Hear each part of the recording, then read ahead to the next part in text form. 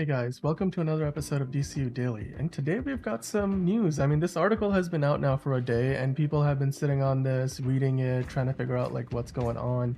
And well, let me, break it down for you. So, it looks like Aquaman and the Lost Kingdom might be in some trouble. Now, there is some silver lining to this. This is an article that I've got on my left, or I guess on your screen on your right side there. It's in the Hollywood Reporter. You can go online, you can find this article. Just search Aquaman and the Lost Kingdom, the Hollywood Reporter, or you can just search by Aquaman 2 and it will probably pop up. And basically, the title of this article, I'll read this out to you. It says, Warner Brothers quest to build a better Aquaman sequel. 3 reshoots, 2 Batmans, and non-stop test screenings. Now, all 3 of those things tell me that this movie is in chaos. Like, there's a lot going on here that something is not clicking, and they're basically continuing to work on it until it clicks. So let's get into the details of it, right? So basically it starts with the reshoots. This movie was originally supposed to come out in, what was it, like December 2022, I think, and then it's gotten pushed like multiple times. We have had it pushed like twice at least, if not 3 times. I remember that we were supposed to get it like earlier this year in 2023, and then I think it got pushed like the summer, and then they reshuffled it again, like so it got December, and that is partly, so now it's basically coming out in December 2023, and that is partly the reason why those reshoots have had to happen, like all of those rounds of reshoots. I mean, it's rare to see even a blockbuster tentpole like this one, or an MCU equivalent, basically a superhero movie that has a budget of $205 million to begin with. It's even for a movie that scale and size, it's very unusual to see that go through like multiple rounds of reshoots. Sure, they will build in, into the budget the idea, oh, we're gonna go back for a reshoot, like 1 reshoot, maybe a couple reshoots if the first round doesn't work. But this one has had 3 sets of reshoots. So why has it gone through 3 rounds of reshoots? Well, it looks like the first round of reshoots were done, and this movie is, by the way, again, one more piece of context. This movie is one of those remaining films on the Warner Brothers schedule that has gone through 3 different regimes. Like initially the AT&T Warner Brothers, then like the Pam Abdi and Mike DeLuca Warner Brothers led team until David Zaslav, the CEO of Warner Brothers Discovery, was able to get James Gunn and Peter Safran on board to lead the new DC Studios, and then of course the DC Studios leadership that this movie now lives under. So 3 different regimes, 3 different sets of executives, all kind of having their own say, and that's part of the reason why these reshoots have happened. So the first round of reshoots, if you read this article, let me go in and let me find the exact spots, so I'm not giving you the wrong piece of information. So here we go. I'm just going to read this out to you. If you haven't read the article, then here we go. Let's talk about the important parts of it. I mean, the whole article is great. Check it out in the Hollywood Reporter, but let's talk about where these reshoots came from and why they happened, right? So in the article, it states that the movie was greenlit under the Warner's regime led by former film boss Toby Emmerich and his lieutenant DC Films head Walter Hamada. And as a sequel to Aquaman, which, it proved to be a surprise hit, and it still stands as the highest grossing DC movie of all time at $1.148 billion. I think that's higher than like both of the Dark Knight movies that made $1 billion, like The Dark Knight and The Dark Knight Rises. Maybe it didn't make as much, or I don't know, maybe like The Joker I think might have made more. Anyway, it's up there. It's like one of like 4 or 5 billion-dollar movies that DC has had, and certainly it's the highest grossing of the DCEU. So okay, now let me continue with the article. Principal photography wrapped in January 2022. Out by summer, Emmerich was, but by summer, Emmerich was out, and then Hamada soon followed. We know about this. So Toby Emmerich left the studio during the transition to Warner Brothers Discovery, the merger, once David Zaslav and his team stepped in. And then Walter Hamada was out because he wasn't really, somebody who kind of felt like his vision was, and David Zaslav wanted to go in a different direction. So that was one reason, and probably the bigger reason why. But Walter Hamada had already, not been really enjoying his time in the role as much as, anybody would have really liked to, because he had been pushed around quite a bit through the changing regimes above him. And so it's a difficult job for anybody. I'm sure James Gunn and Peter Safran feel the pressure, but I don't think he was really, ready for another round of changes and then potentially having his role change too, because I don't think David Zaslav would have wanted to keep him in that particular role. So yeah, I mean, Walter Hamada's gone and found some other good stuff for himself. So anyway, getting back to the article.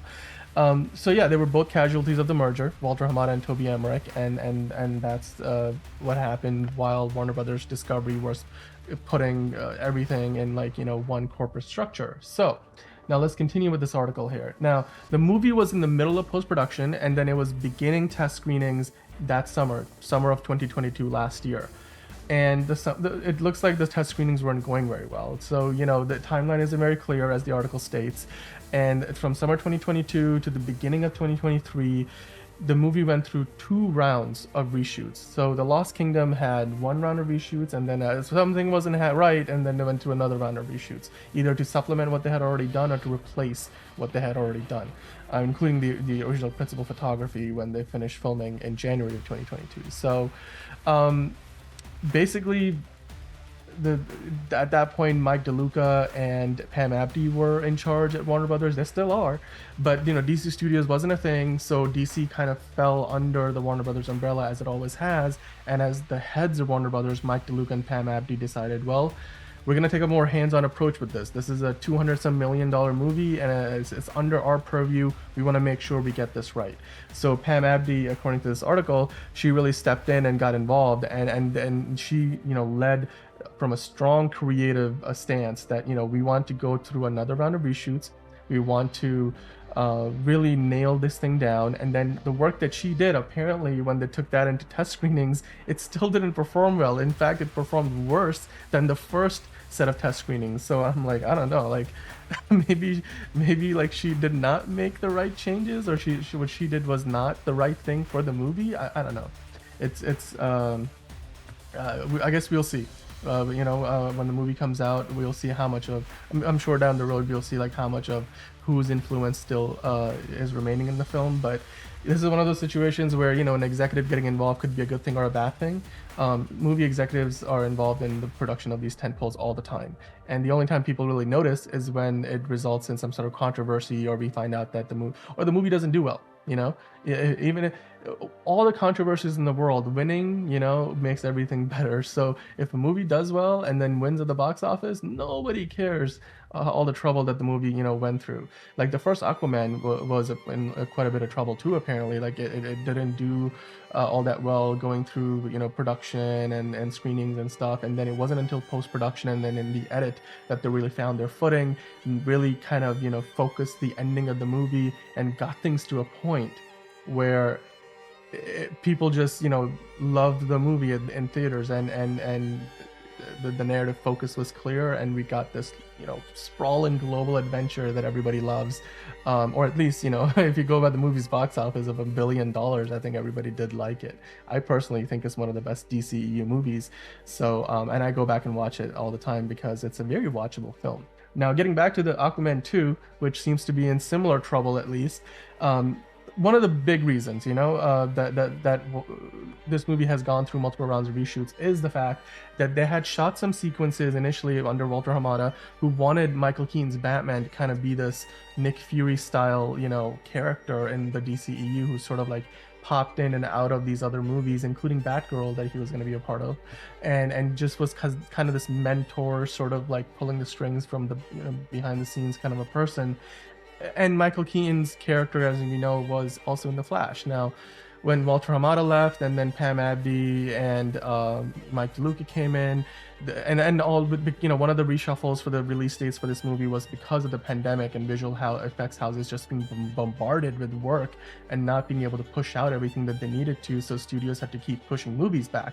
We remember like MCU movies got pushed back, other DC movies got pushed back, movies from other studios got pushed back, things like Top Gun Maverick even, or even the new Mission Impossible movie, Dead Reckoning Part 1, even that has been delayed multiple times. And a lot of these movies, they have visual effects shots in virtually every shot of the the movie. Even the shots where you don't think there's visual effects, they're usually these hidden visual effects that people don't notice, like them removing things or changing some small details, or like, you know, doing some makeup in post-production kind of thing on actors' faces, or cleaning up like hair or stuff like that, that a lot of times people don't actively look for as visual effects, but they're still visual effects, and therefore the visual effects houses have to work on them. So that's one of the reasons why this movie got pushed back. And then, you know, when they pushed it, at one point this movie was supposed to come out before The Flash, so it wouldn't make sense to kind of have Michael Keaton's Batman be in it, because Michael Keaton's Batman was, you know, getting reintroduced or introduced into the DCEU for the first time in The Flash. So story-wise, they were like, well, I guess we should have Ben Affleck's Batman. So in one, you know, the second round of reshoots, Ben Affleck's Batman came in and shot a scene to replace the Michael Keaton Batman scene, and that's the scene that they had in this movie when they brought it into, I think, to the second round of test screenings, and somehow it performed worse. I don't know if that has anything to do with the Batman appearance, or maybe it was a combination of other things, or including the Batman appearance. But basically, you know, the movie still wasn't doing very well, and by this point they had changed the schedule again, so now Aquaman was set to come out in its current release slot in December 2023, and that's when the Flash was, you know, as it got released in the summer. So they were like, okay, well, I guess now the Ben Affleck cameo doesn't make sense, but maybe, I mean, do we want to put the Michael Keaton cameo back in either? Because now DC Studios is a thing. James Gunn and Peter Safran are here, so they're leading the charge. They're kind of deciding like where things are going. They're obviously rebooting the whole thing with the DCU. You guys are watching, of course, DCU Daily. You know, that's where all that comes from. So they decided, like they don't want to, and the Hollywood Reporter article states that like they didn't want to promise a universe that wasn't going to happen, kind of like what we have been getting with, like, you know, some of what I would say people have been disappointed by from Zack Snyder's Justice League, promising story threads that will probably never be followed up on because we're just not continuing that story. So James Gunn and Peter Safran, knowing that they're not continuing the story of this DCEU, they wanted to make that they want to make this Aquaman movie kind of stand on its own as much as possible, more disconnected from that continuity and less connected to the past. And then maybe, you know, they can take some threads and bring those into the new continuity if they wanted to. They just want to have that flexibility. And one way they could do that is by removing any, you know, Batman of the old DCEU, whether it's Ben Affleck's Batman, the Michael Keaton Batman, even the George Clooney Batman, which I don't think was involved in this at any point at all.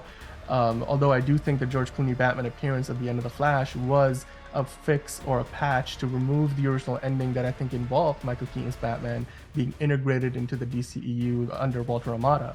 And then they decided, well, we're not doing that, so they left it with this like weird ending that you clearly know is probably not going to stick in the long term for DC, in terms of George Clooney becoming the Batman of the DCEU, or of DC films in general. So yeah, I think what they've done here is they've removed the two Batmen. They've gone through another round of reshoots, and if you read through the article in the last few paragraphs, that's where the silver lining comes.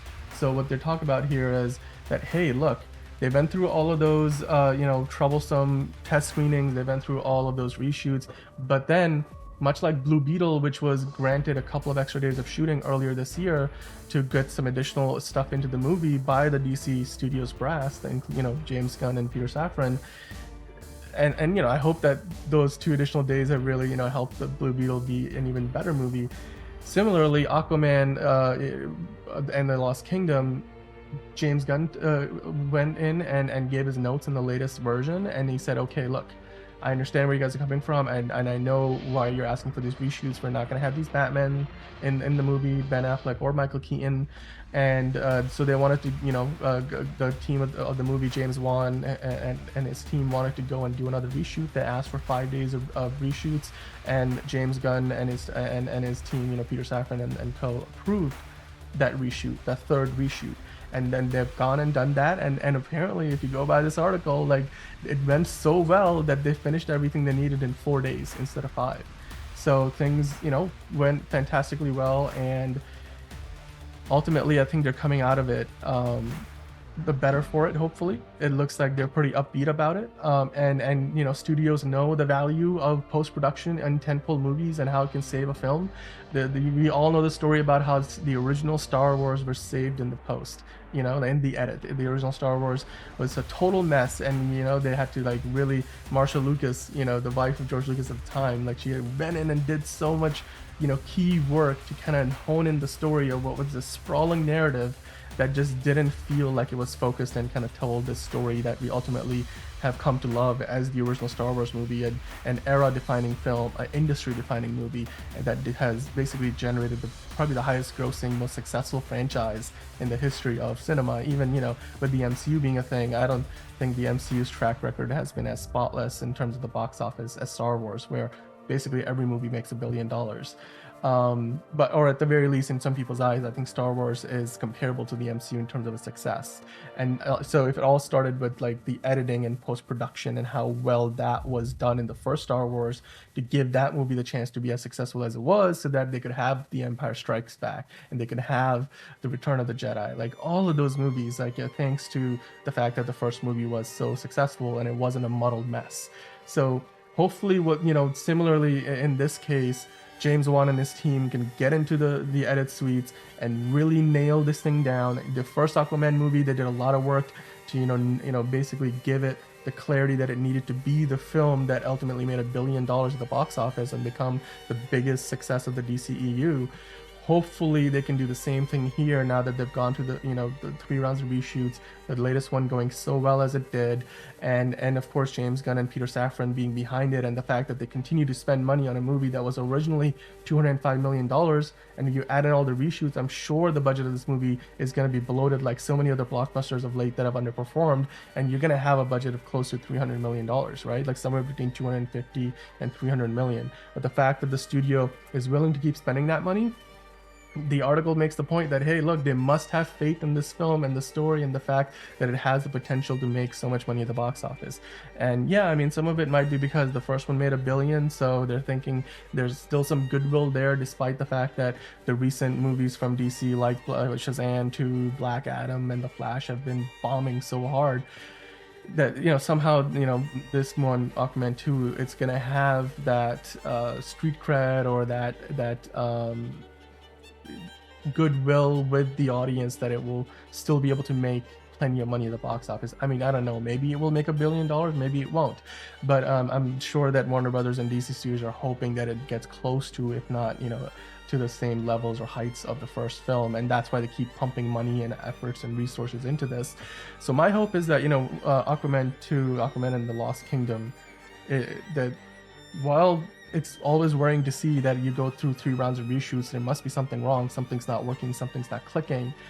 I am hoping, and I'm keeping my fingers crossed, that with how well the latest rounds of reshoots have gone, the creative clarity they've got now, especially knowing that this is going to be the last DCEU film, it could serve as like a proper goodbye, and I'm not saying they're gonna be at the end of the movie, like there's gonna be a whole Justice League standing there saying goodbye to the fans. I don't think that's what's happening here, but I think spiritually, hopefully this movie can give us that finale, that finality to the DCEU, and send the DCEU more than anything off into the sunset on a high note.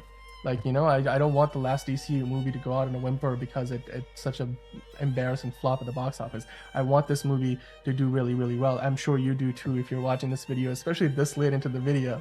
You clearly care about DC and the DC projects and the characters and the stories that we love so much. So go out there and support this movie when it comes out in December. Hopefully it will do really, really well at the box office. I know that for a fact that I'm going to go check this out on opening weekend because I love the first one so much that I cannot wait to go see this one. And Aquaman and the Lost Kingdom is going to be out this December. Blue Beetle's coming out in a couple of weeks. Yeah, it's like August of this year. So go check out Blue Beetle. support that film. It looks fantastic. Blue Beetle is a character, the first character in the new DCU. Aquaman, it looks like if you go by the post credit scene in The Flash, it looks like Jason Momoa's Aquaman is going to stick around for the DCU, even if they don't bring the stories of his two solo movies into the new DCU. It looks like Aquaman, the character as played by Jason Momoa, is going to stick around. So, yeah, while these two movies, Blue Beetle and Aquaman, are sort of part of the old DCEU, they are also, in a manner of speaking, a new beginning for the new DCU. So I sincerely hope you guys go and check it out. And if you like this video, then hit the like button, subscribe, leave a comment below. Let me know what you guys think about this story and then this article. If you've had a chance to read it yourself, what are your thoughts on all these reshoots? Do you think these kind of bloated budgets are the reason why DC movies have been struggling of late, because the expectations are so high that they're not really looking at what's the market is telling them, or what the audiences in movie theaters are telling them? Or if tell me if you guys are gonna go check it out, or do you have more faith in this movie, knowing that the latest reshoots have gone so well, and James Wan, the director, is so confident in this movie at this point in time? I would love to hear your thoughts. Let's have a conversation in the comments, and we'll talk about it more on future episodes of DCU Daily. We have so much time before this movie comes out, so I'm sure we're going to be talking about it in detail lots and lots of times. But until that next time, be sure to come back here for more updates on the DCU. I'm Dan, and I'll see you next time.